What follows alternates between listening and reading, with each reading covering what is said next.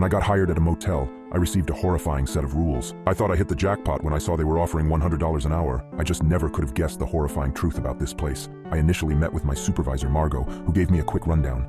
Then she grabbed me by the wrist, her cold, wrinkly hands holding me tight. "Henry, there's one more thing you should know about this motel," she said shakily. Margot unfolded a piece of paper and slipped it across the table to me. "What is this?" I asked. "Rules, Henry. Rules that will keep you safe here. I don't mean to scare you, but things happen here, son. Thought you should be prepared," Margot responded. Her shaky voice resonated in my head. "Keep me safe? What did that mean?" The wrinkly piece of yellow-stained paper read as follows. 1. The puppeteer will come only at midnight. Do not ask about his puppets and do as he says. 2. Room number 47 must never be booked. 3. Do not leave the motel after 3 a.m. 4. Never open the front door for anyone. It will always be unlocked for guests to come in. 5. If the puppeteer comes in by himself, make your way to the cellar and hide till the shift is over. "Margot, are you serious with this?" I scoffed. Margot bowed her head, adjusting her thick-rimmed glasses. "I'm afraid, Henry. We lost a great deal of folk from not abiding by these guidelines." I hung out in my car till nightfall. My little Civic had been home to me for 6 months since Anna left me. I read over the list a few times, burning the guidelines into my head. Questions filled my mind. Who was the puppeteer, I wondered. I had so many questions for Margot.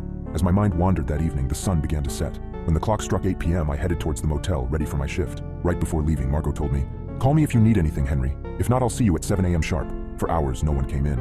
Only 2 customers were staying in the motel that night. The couple from this morning after Margot and I met, and someone else who had room 46 booked. Time seemed to crawl by behind that large wooden desk. I scrolled on my phone, struggling to stay awake as the night dragged on. A little after 10 p.m., a call on the main phone buzzed. "Front desk," I spoke, clearing my throat. "Hey, I'm in room 46. Listen here, the room next to me sounds like they're having a damn party, stomping and moving stuff around. They're in room 47, right next to mine." I checked behind me, scanning the key holder for 47. The old brass key still hung on 47's slot. "I'm sorry, sir, but no one is in room 47. Are you sure that's where it's coming from?" "Positive. I got my ear on the wall right, can't you hear it?" I listened closely, not being able to make out whatever shuffling or moving he was hearing. "Sorry, sir, I can't hear anything, but I can assure you no one is in room 47. I have the only key down here and I'm staring at it." The man on the line drew silent.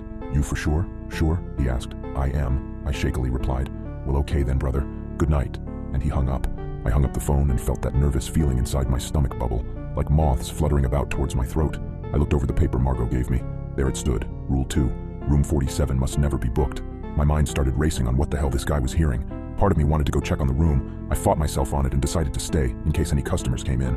Time dragged on and I was still glued to my phone, my eyes strained under the dim lights. I lifted my head and stretched my back. That was when I saw the figure outside the glass front door.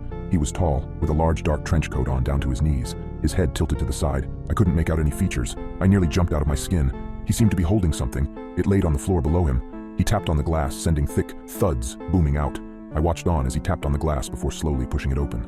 He walked like he was on stilts.